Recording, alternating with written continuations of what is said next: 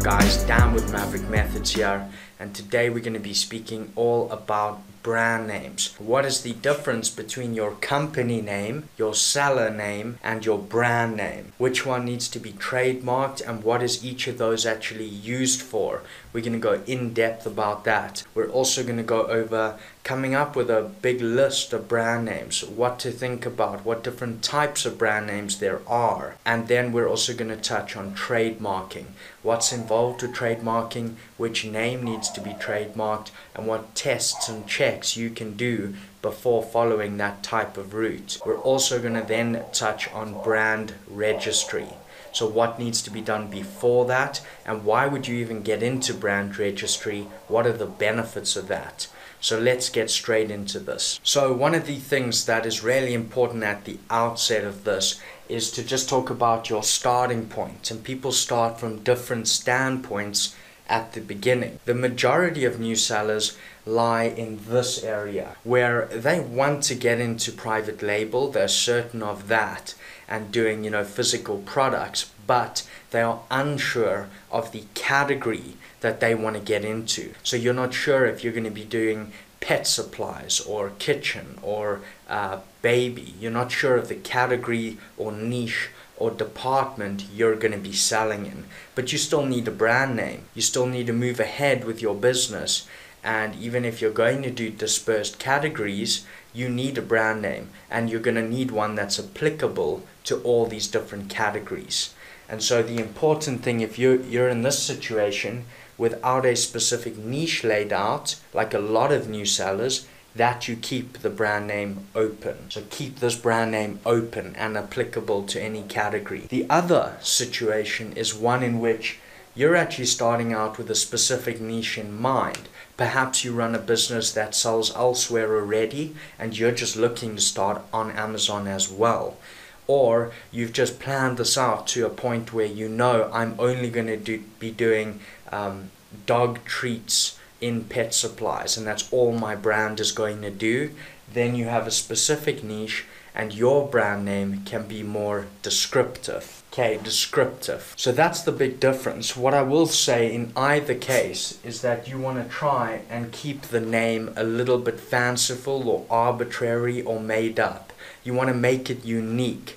And the reason for that is, for example, if you wanted to make say you were doing a line of pet treats, calling your brand name Pet Treats would be far too descriptive. And the reason is that is almost like a public asset. It's going to be very difficult to trademark that as yours. So be careful in either case of being too descriptive with your brand name. Be unique, make it up, fuse words together. And that way, in a legal sense, trademarking sense, you're going to be better off and able to move forward much more confident that such a trademark application would go through. So in either case, keep it fanciful, arbitrary to some extent. So with that in mind, guys, let's jump over to the screen and we're going to go through all of this, coming up with those brand names, selecting those brand names, trademarking, and brand registry. So here we are on screen and we're going to speak about your company name, seller name, and brand name. We're going to be talking about how do you actually come up with a brand name, and then we're going to speak about should you be using one or multiple brand names, and also what is required for brand registry. So your company name, seller name, brand name, and these can get really confusing and people wonder which one needs to be trademarked, which one's more important than the other, which one will customers see, and we're going to touch on that now. The first thing is that your company name, as an example, your LLC name or your limited UK company name, that does not matter in terms of a trademark. You do not need to trademark that. You could at a later stage, but for now, this does not matter in terms of trademarking, and this isn't even shown to your consumers anywhere. So this could be anything at all. It could be XYZ trading, XYZ trading. It really doesn't matter. This is on the back end and is the company through which you're actually trading. Then the store name. So the store name is something people are quite split on. And why I say that is some believe that this doesn't really matter what it is. So it could be XYZ trading and that consumers pay no attention to this. And so your store name could be anything. On the other end of the spectrum, you have individuals saying the store name can be important and it adds value if the store name is the same as your physical product brand name.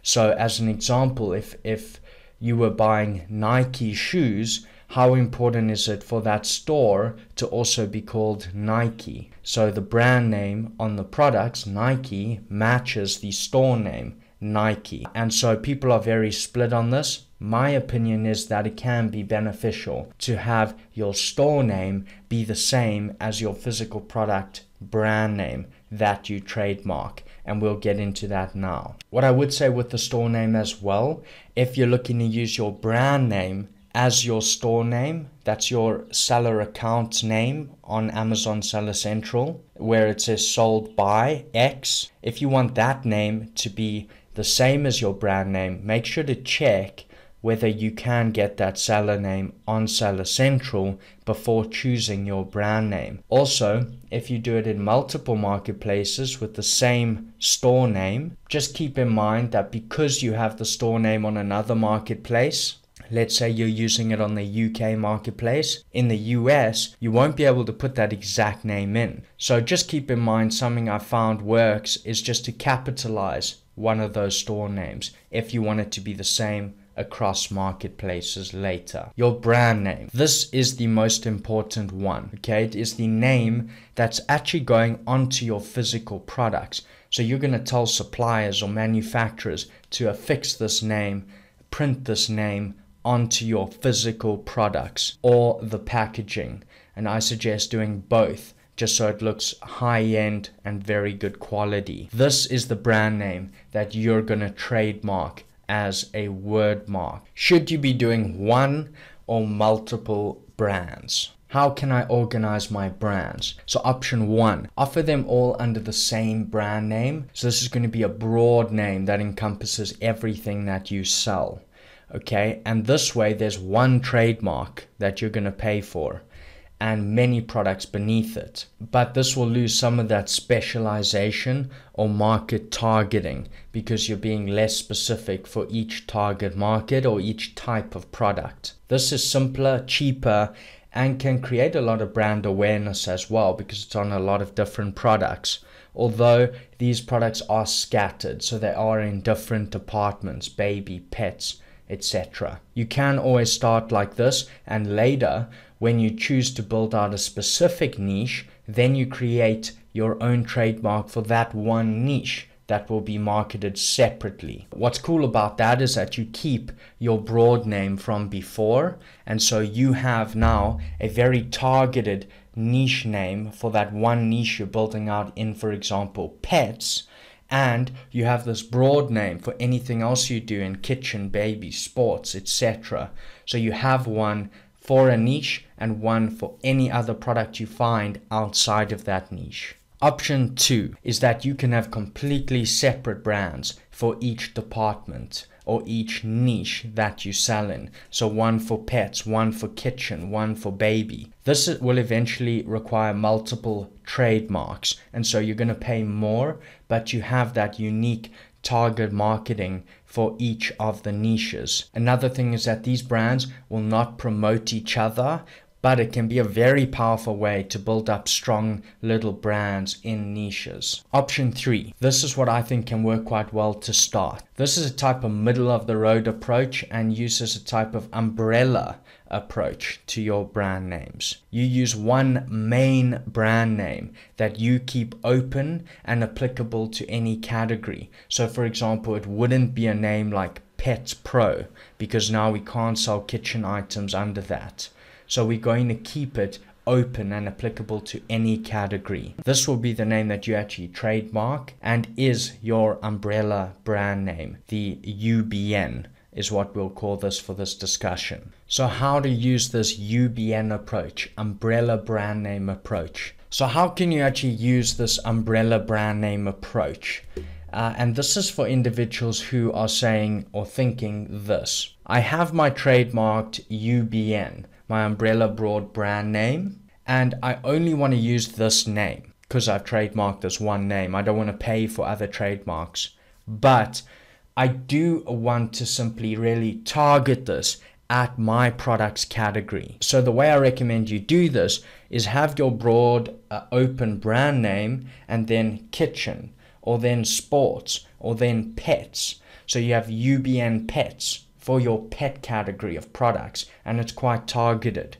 You have UBN sports for your sports niche, and that will target the sports niche, and so on. The reason for this is that you are leveraging your trademark to its fullest. You're not having to buy additional trademarks. You're also creating brand awareness for your full brand because you have it in all these little departments, and these department names that you're adding to your umbrella brand name are also, in a sense, public property. So you don't need to worry about someone trademarking, for example, sports or kitchen or pets, because those are public assets in a sense. And so you can confidently add that to your UBN.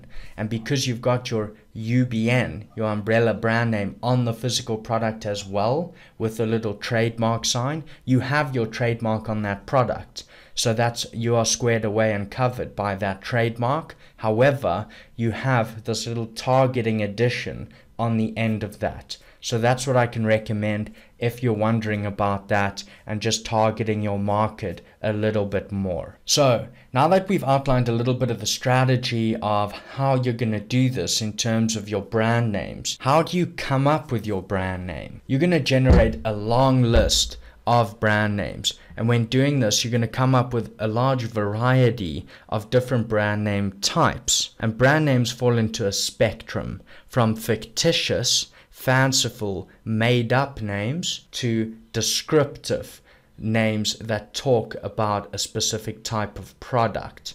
And that's the spectrum we're going to discuss now. On this end, we're going to have our descriptive brand names.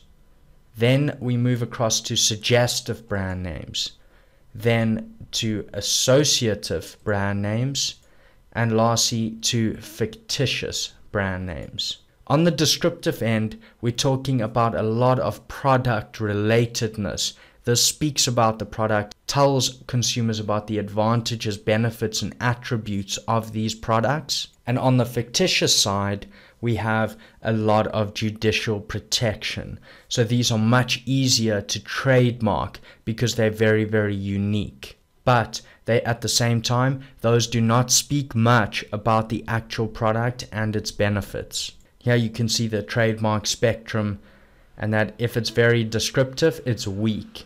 If it's very fanciful, arbitrary, fictitious, then it's very strong in a trademarking sense. And here on the left, you see generic terms cannot function as trademarks. And that just adds to our argument there about using, your UBN sports, UBN pets. Sports, pets, kitchen, etc. are all very generic terms, and so those cannot be trademarked. Descriptive brand names. So descriptive brand name directly refers to the product as a whole.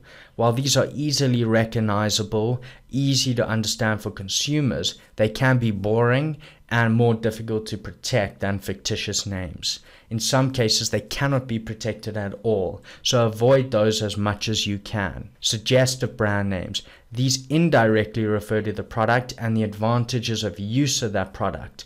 And a really good example here is Ray-Ban sunglasses, where the name Ray-Ban actually refers to banning of the sun's rays. Some of these become so common that consumers actually become unaware of the suggestive value of these brand names. In general, the recall of the benefit of your product going to be higher if it is in the brand name itself. Associative brand names. So these names contribute to the desired experience world around the brand. These are derived from the description of the moments of use, such as after dark for Lindt chocolate, or referral to a stereotypical geographic location, for example Malibu rum or Sumatra cigars.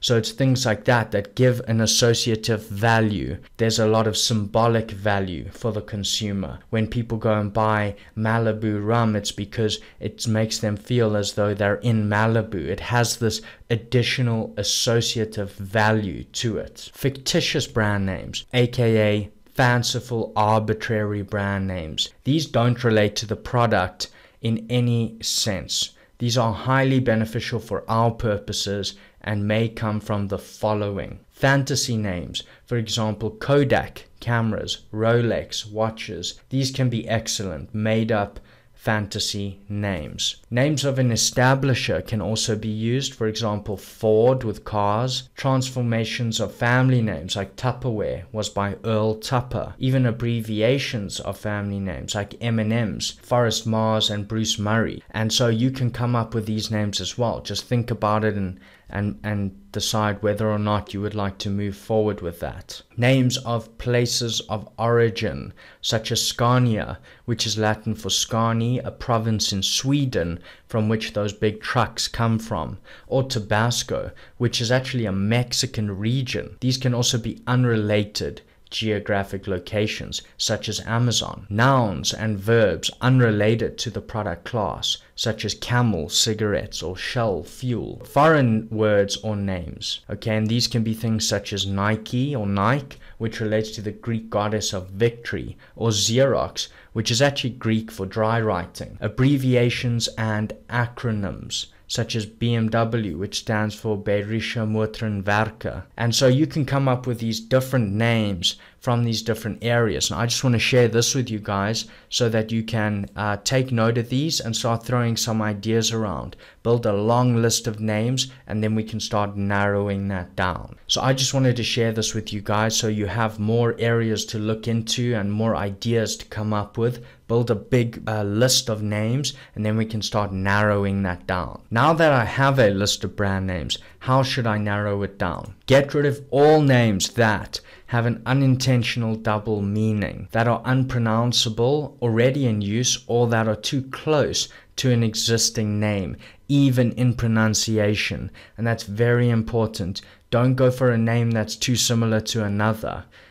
Even if it's phonetically the same, sounds the same, that can be something that later your trademark office is going to look into. So be wary of that. Don't try and copy a name, even if it's spelt differently. Get rid of those that have obvious legal implications or are in any way derogatory or offensive. Get rid of those. Get rid of all of those that represent a contradiction to your planned positioning, how you actually want this brand and these products to be seen. And then get feedback on your ideas. Share it with family and friends and see what they think, and just get that list smaller and smaller. Before making your final decision, consider repeated exposure of that brand name over time, and also whether or not you could gain that name as a .com domain name for a website, as well as your other social media platforms.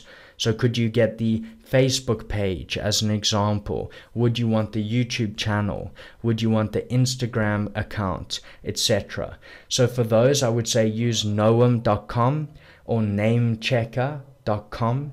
And this way you can see, can I get that .com name? Is there other use of this name already online? And it's going to give you a very good feel if this is something that's still open and that you're going to have a good chance of trademarking and moving forward with. You'll also want a legal search to be conducted for you before moving forward. So now we've done the initial check on those tools just mentioned, and we want to think about applying for the trademark. You can also do this by going to uspto.gov if you're in the US, or gov.uk if you're in the UK, and conducting an initial trademark search. So in the US, for example, that is called a test search, TESS, on uspto.gov. You put in your proposed name, and it's going to return to you results that match that name or are very close to that name. If you have a lot of conflicting results, that is not good. your application might be denied. However, if it seems quite open, you could do very well and move forward with that name.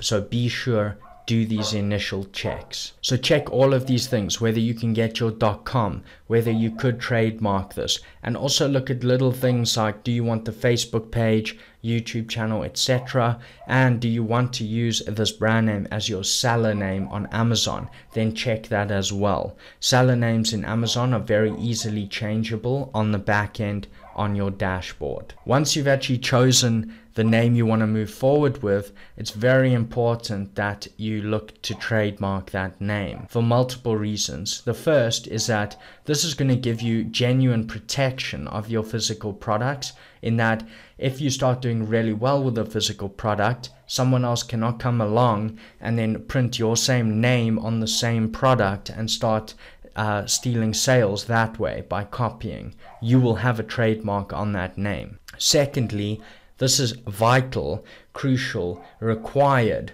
for brand registry. You have to have a registered trademark, and that's why it's important to get this done early. So, when aiming a trademark, couple of things to keep in mind. Number one is that you want to do a word mark, not your logo. So the word mark is the vocalized part. This is the part you can pronounce and spell out your word. That word mark is the most important for trademarking for our purposes, because Amazon wants a word mark, a trademarked word mark for brand registry. So focus on your word mark to start, not the logo. The picture part, leave that out for now. We're going to focus on the word mark first. Secondly, you're going to need to choose the class of product or service that you're going to trademark for. And most sellers, it's very common that they choose a class 35. A class 35 is often chosen because it's the broadest class and it encompasses quite a lot. It can, for example, encompass your online retail service of XXXXX and X products, and so it can be quite broad and overarching. However, it does not give you exact protection of physical products because it is also a service class. It is going to give you a lot of protection in terms of it will be the most likely class to conflict and cause problems with other competitors or sellers proposing similar word marks or similar trademarks. A 35, because it's so broad, will often conflict with theirs if they're trying to copy in any way, and so it can be effective like that. However, it is not exactly for physical products. Choosing a physical product class, such as your main physical product class, it can also be beneficial. So doing your 35 and one physical product class can help in this regard. Overall, it can be quite expensive to do every single physical product class if you have scattered categories. And so this is your decision on what classes you choose to push forward with. I would say a good starting point is to do a class 35 with your main physical product class as well. But this is completely up to you. Speak to your trademark lawyer about this, get more information on this, and then push forward with this. Trademark registrations can take quite a bit of time. In the UK, look at about 4 to 6 months to get this done, and in the US, probably up to 9 months to get this done. So I suggest just getting on this, get it moving, and then you should be squared away. Brand registry. In order to register your brand with Amazon, you are going to need an active registered trademark of your brand name, images of your brand's word mark and logo if applicable, images of your physical product and the packaging with the brand present on these. If your brand is only on the packaging, then you need to show that. A list of all product categories in which you list your brand. A list of all countries in which your products are manufactured and or distributed. A website for your brand, and this must show your product for sale and have matching contact details to that on your Amazon Seller Central account. Very important. have a contact us section on that website that matches the details on your Seller Central account. An email address for your business as well. This should be becoming a little bit more clear on why we want to maybe get that .com domain name, etc. And this is what you will need to provide Amazon when registering your brand. Something to add, make sure you register your mark in one of the following accepted countries. And this is for your trademark. They will only accept trademarks from trademark offices in the United States, Canada, Mexico, India, Japan, France, Germany, Italy, Spain, the UK, and the European Union. That is something to be aware of as well. To enroll, there are many ways, but you can go to Storefront at the top of Seller Central, and then Manage Stores, and then at the bottom click on Check Brand Registry, and then Enroll a New Brand, and that should get this process going for you. This will start the process, and you can fill in all of the above details in order to apply to register your brand. You can enroll multiple brands with one Seller Central account, so just keep that in mind. You can have multiple brands on your account. So what does brand registry get me? Brand registry has been put in place to protect sellers from counterfeit items, as well as the issues of hijacking, when someone comes and undercuts you and sells on your listing you created. New methods are always being added to protect you in terms of these areas, and this will give you more control over your listing. Ways in which Amazon will actually suspect intellectual property rights infringement of your brand. You can also use the brand registry dashboard to search for violations of your brand by others. You can also report these violations to Amazon in the same dashboard. There is also room of the ability to upload videos and other custom content to your product page. Additionally, your brand store could have its own unique Amazon URL as well. These extra features are also available through Amazon Exclusives program, and brand registry is needed before doing that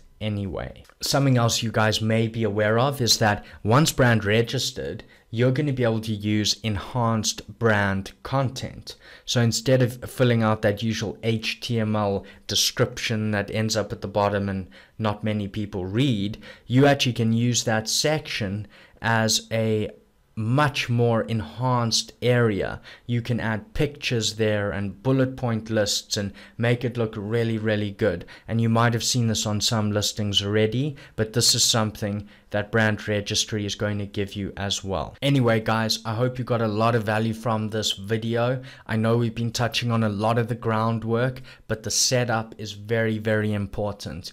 So just get through this, choose your brand name, get trademarking, and then you should be ready for brand registry in a couple of months. This is just so that we lay a very strong foundation, and then we get into the fun stuff.